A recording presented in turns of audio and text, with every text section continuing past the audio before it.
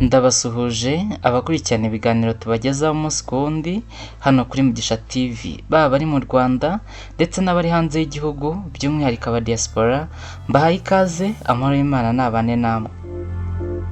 Mu gihe turi kwibuka abazize Jenoside yakorewe Abatutsi mu 1994 hano mu gihugu cy'u Rwanda, umunyamakuru Gloria Mukamabano wakunzwe n'abatari bake bitewe n'ubuhanga yagiye agaragaza ahanini mu gusoma amakuru kuri televiziyo Rwanda ndetse n'ibindi binyamakuru bitandukanye, yageneye ubutumwa se wishwe muri Jenoside yakorewe Abatutsi mu 1994.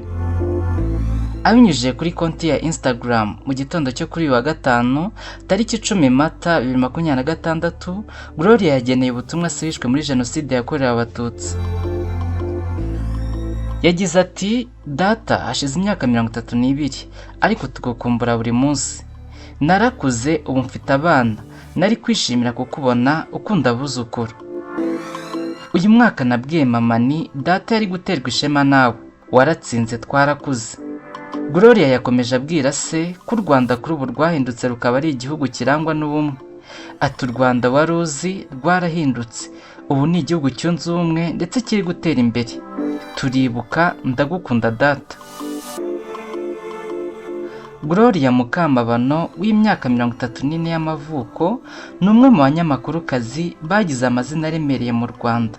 Uyu mubyeyi w'abana babiri yakoreye ibitangazamakuru binyuranye birimo TV10, Royal TV ndetse na RBA, yakoreye imyaka igera ku 10 agasezera muri Gashyantare 2026. Uyu Gloria Mukamabano rero ubu ntagakibarizwa mu gihugu cy'u Rwanda ndetse ntagikora kuri RBA. Kuri uyu munsi Gloria amaze iminsi yimukiye muri Leta Zunze Ubumwe za Amerika, aho yasanze umuryango we urimo abana ndetse n'umugabo. Twabwira Gloria Mukamabano rero ngo akomeze kwihangana kandi akomere cyane, Imana iri kumwe nawe kandi izakomeza kumugeza kuri byinshi. Nk'abanyarwanda twese dukomeze kwibuka twiyubaka, umurage badusigiye dukomeze kuwusigasira neza. Mushimiye wakurikiranye ikiganiro cyose kuri Mugisha TV, mukomeze gukora subscribe kugira ngo ibiganiro tubagezaho umunsi ku wundi bijye bibageraho ku gihe. Ndabashimiye.